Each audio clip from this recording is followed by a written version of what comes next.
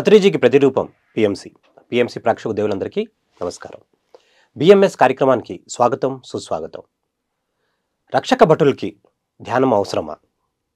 మరి పత్రిజీ గారు police department కూడా ధ్యానం చెప్పాలని ఎంతో ప్రాజెక్ట్ని లాంచ్ చేశారు. ఈ ప్రాజెక్ట్ ద్వారా ఎంతోమంది పోలీస్ సిబ్బందికి కూడా ధ్యానం చెప్పడం జరిగింది. వాళ్ళు చెప్పడం ద్వారా, ఈ పోలీస్ డిపార్ట్మెంట్కి ధ్యానం చెప్పడం ద్వారా కలిగే లాభాలేంటి, వాళ్ళతో చెప్పినప్పుడు ఎలాంటి ఎక్స్పీరియన్స్ ఫేస్ చేశారు, ఇవన్నీ అంశాలు మనం స్పిరిచువల్ సైంటిస్ట్ ఆనంద్ బుద్ధా గారితో అడిగి తెలుసుకుందాం. నమస్తే సార్. నమస్తే సార్. మనం ధ్యాన ఖైదీ ప్రాజెక్ట్ గురించి విపులంగా మాట్లాడుకున్నాం. అలాగే ఈ రక్షక భటులు అంటే పోలీస్ డిపార్ట్మెంట్ కూడా ధ్యానం చెప్పడం అవసరం అంటారా? దాని గురించి వివరించి చెప్తారా? పోలీసులకు ధ్యానం చెప్పడం అన్నది చాలా చాలా ఇంపార్టెంట్. ఎందుకంటే విధి నిర్వహణలో వారు ఎంతో స్ట్రెస్ గురవుతుంటారు, ఓకే, ఎంతో టెన్షన్ క్యారీ చేస్తారు, ఓకే, చాలా ఆందోళనలో ఉంటారు ఎస్, పరిస్థితిని బట్టి. ఇప్పుడు కొన్ని రాస్తారోకోలు జరుగుతాయి, చాలా హింసాత్మకంగా ఉంటాయి, ఎంతోమంది పోలీసులు ఎంతో దెబ్బతింటారు, ఎస్, ఓకే, కొన్ని స్ట్రైక్స్ చేస్తుంటారు. అంటే హింసతో కూడినటువంటి కొన్ని పనులు చేసేటప్పుడు వీళ్ళందరికీ సహజంగానే స్ట్రెస్ కానీ, టెన్షన్ కానీ, ఫియర్ కానీ, ఇలా ఎన్నో రకాల థింగ్స్లో వాళ్ళు చాలా అస్తవ్యస్తపడతారు, ఎస్, చాలా ఇబ్బందికి గురవుతారు. ఇది చాలా ప్రతి ఒక్క మనిషికి తెలుసు వాళ్ళు ఎంత స్ట్రగుల్ అవుతారు.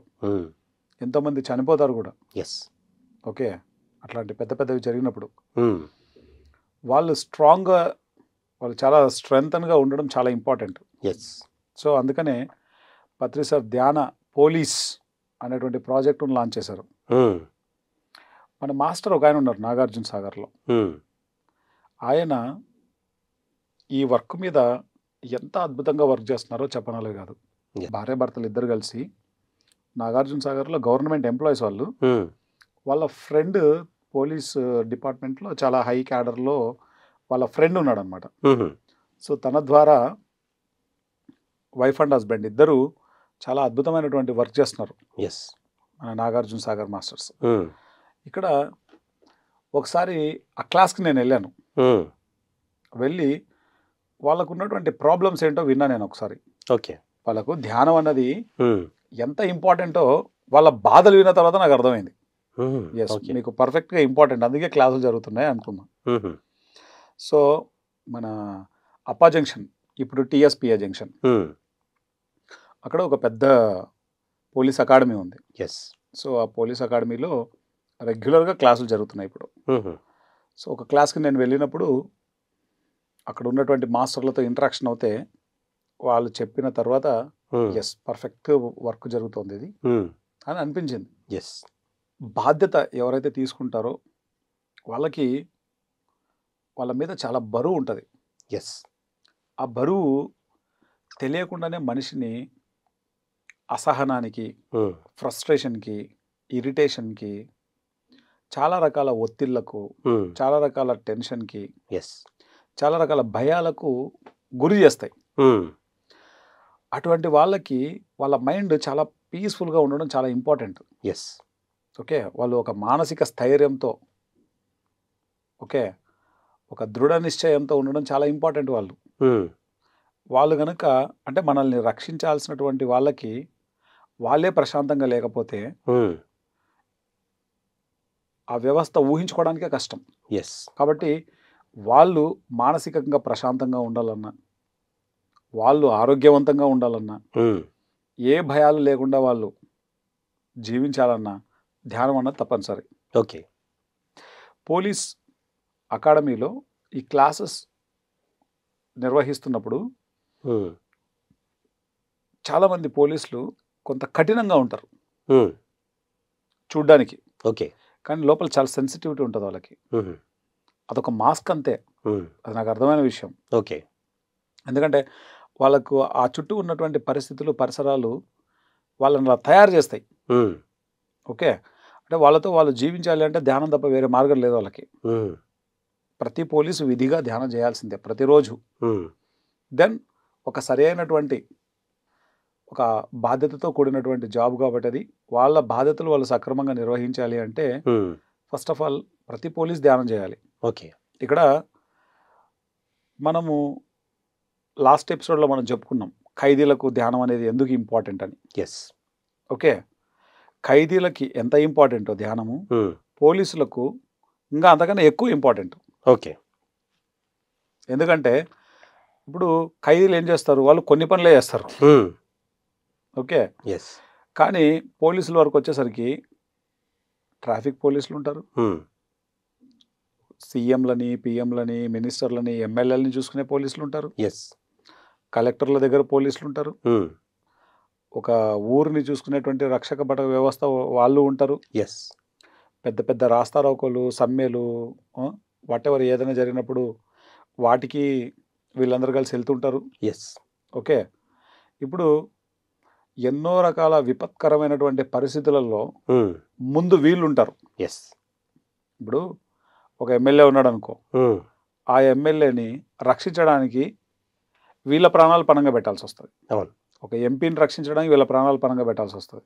ఒక మంత్రిని రక్షించడానికి వీళ్ళ ప్రాణాలు పణంగా పెట్టాలి. ఒక సీఎంని రక్షించడానికి ప్రాణాలు పణంగా పెట్టాలి. ఒక పిఎంని రక్షించడానికి ప్రాణాలు పణంగా పెట్టాలి. ఓకే, అంతెందుకు జెడ్పీటీసీ, ఎంపీటీసీ వాళ్ళని కూడా గన్మ్యాన్లు పెట్టుకుంటారు. ఏమాత్రం ప్రాబ్లం వస్తే ఫస్ట్ అతనికి ముందు ఇతనికి ప్రాబ్లం వస్తుంది. అవును. అంటే వాళ్ళ ప్రాణాలను సైతం తెగించి మనకు రక్షణను ఇస్తున్నారు వాళ్ళు. ఎస్. సో సహజంగానే వాళ్ళ లోపల అనేక రకాల భయాలు ఉంటాయి. ఎందుకంటే వాళ్ళకు ఫ్యామిలీ ఉంటుంది, ఏమాత్రం చిన్న తేడా వస్తే హోల్ ఫ్యామిలీ సఫర్ అవుతుంది. సో వాళ్ళకి ఇంకెంత మెడిటేషన్ నీడో ఆలోచించండి. ఎస్.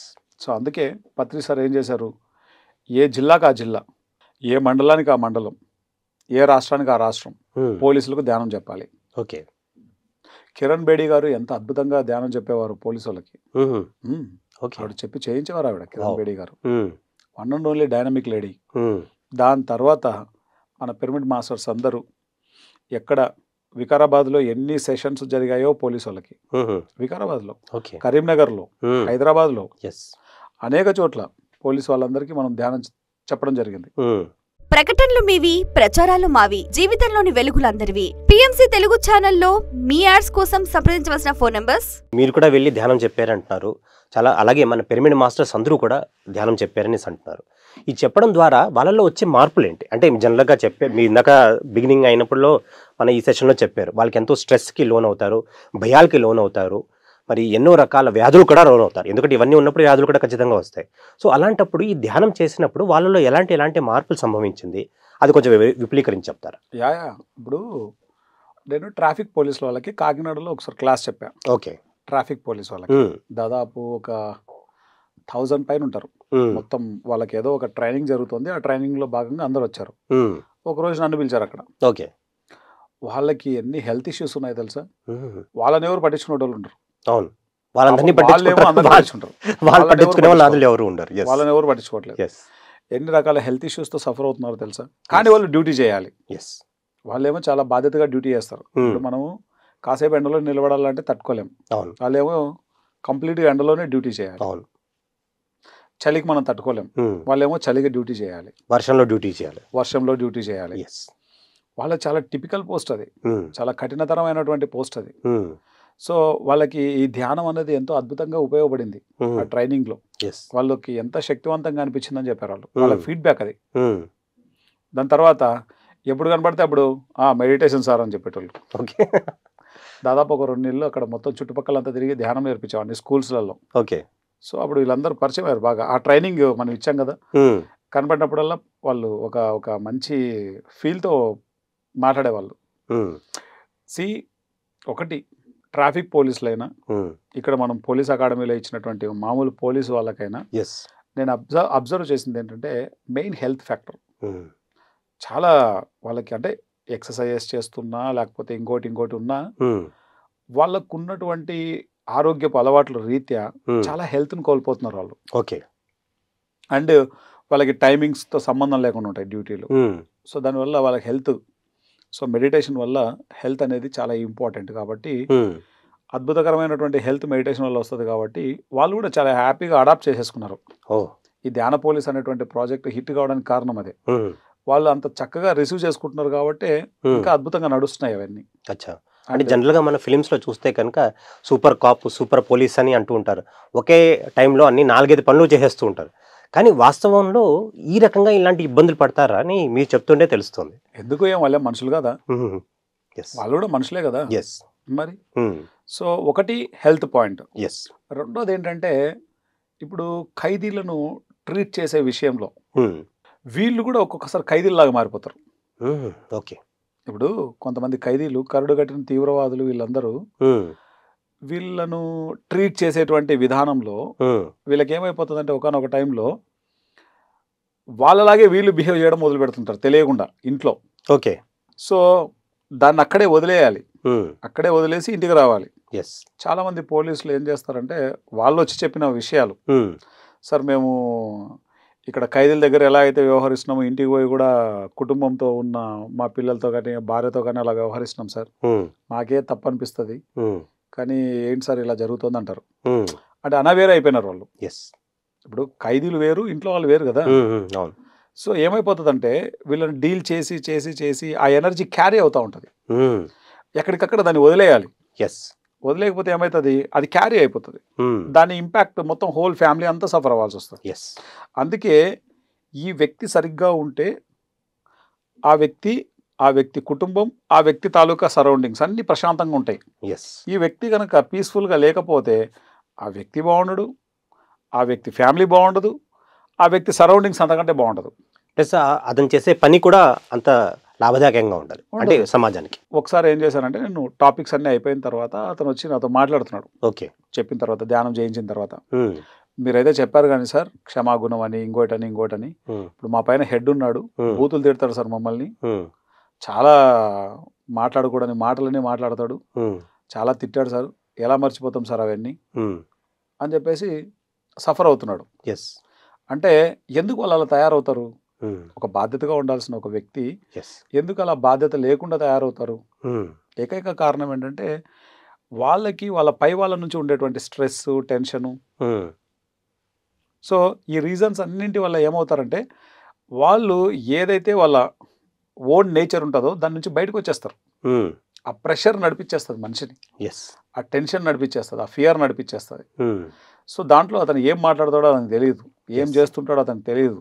సో ఇవన్నీ అనవేరుగా జరిగేటువంటి చర్యల వల్ల నిజానికి నన్ను అడిగితే పోలీస్ డిపార్ట్మెంట్ వాళ్ళు పడుతున్నంత నరకం ఇంకొకరు పడట్లేదని చెప్పొచ్చు. ఓకే. అది వాస్తవం యాక్చువల్గా. ఎందుకంటే వాళ్ళకి ఏ సీజన్తో సంబంధం లేకుండా పనిచేస్తారు, అది పగల రాత్రి సంబంధం లేదు వాళ్ళకి డ్యూటీలో ఉన్నప్పుడు. అండ్ ఇప్పుడు కొన్ని సిచ్యువేషన్స్లో ఇప్పుడు ఉస్మానియా యూనివర్సిటీలో ఏదైనా జరుగుతుంది, గొడవలు జరుగుతాయి, ఆ గొడవలకి వాళ్ళని కూల్ చేద్దామని పోతే వీళ్ళు తిరిగి బయటకు వస్తారు లేదు వీళ్ళకే తెలియదు. కొన్ని రాస్తారోకోలు జరుగుతాయి, చాలా మంది హింసాత్మకంగా బిహేవ్ చేస్తుంటారు, దాంట్లోకి వాళ్ళను కూల్ చేయడానికి వీళ్ళు వెళ్తే వీళ్ళు తిరిగి వస్తారో లేదో వీళ్ళకి తెలియదు. అర్థం చేసుకోవాల్సిన విషయం ఏంటంటే మనం మెయిన్గా ఈ బాధ్యత అనేది చాలా కష్టమైంది. ఇప్పుడు ఎవరు చెప్తే ఎవరు వింటారు?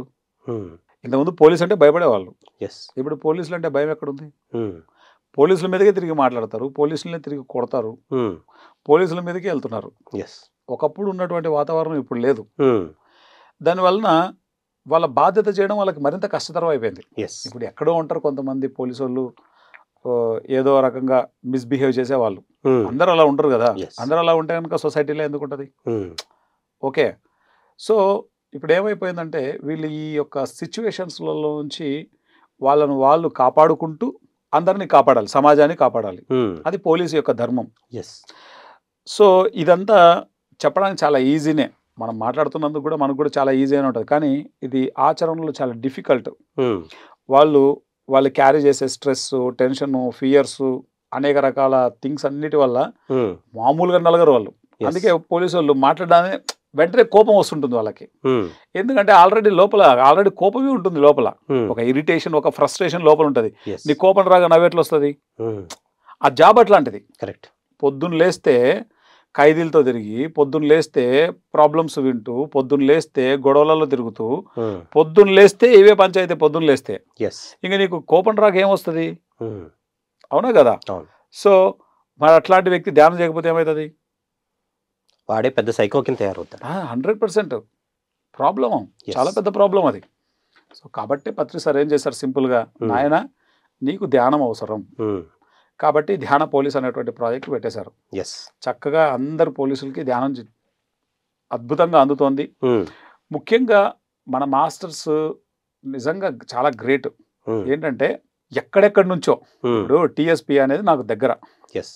ఓకే, ఎందుకంటే దగ్గరలో ఉన్నాను కాబట్టి వేరే వేరే ఊర్ల నుంచి వచ్చి ఇక్కడ చెప్పిపోయే వాళ్ళు పోలీసులకి. వావ్. ఎన్ని క్లాసులు చేశాడో మన నాగార్జున సాగర్ మాస్టర్స్. ఎస్. వాళ్ళిద్దరు వైఫ్ అండ్ హస్బెండ్ ఇద్దరు అద్భుతమైనటువంటి సేవ అందించారు. మెయిన్ వాళ్ళని చెప్పుకోవచ్చు.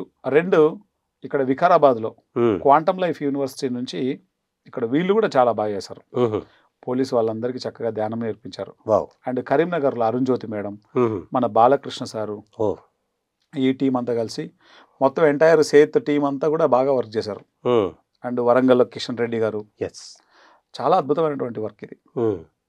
పత్రిజీ మరి ఇంత సూక్ష్మ దృష్టితో ఎలా ఆలోచించగలిగారు? అంటే వాళ్ళ ఒక ఈ ప్రాబ్లమ్ని మరి పత్రిజీ గారు ముందు నుంచే గమనించి మరి మరి ధ్యాన ఖైదీ అవుతేనే లేకపోతే ధ్యాన పోలీస్కి చెప్పాలని అని మరి ఆయనకి ఏ రకంగా మరి ఆయనకు వచ్చిందని అనుకుంటున్నారు?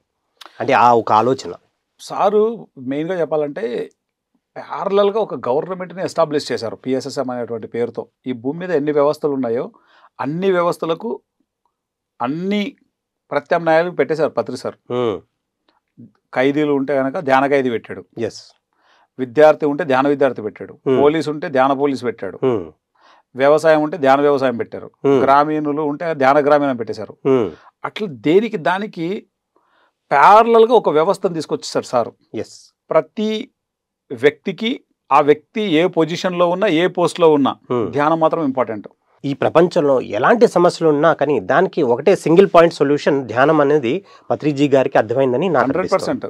అందుకే అన్ని విభాగాలలోకి ధ్యానాన్ని తీసుకొచ్చారు ఆయన.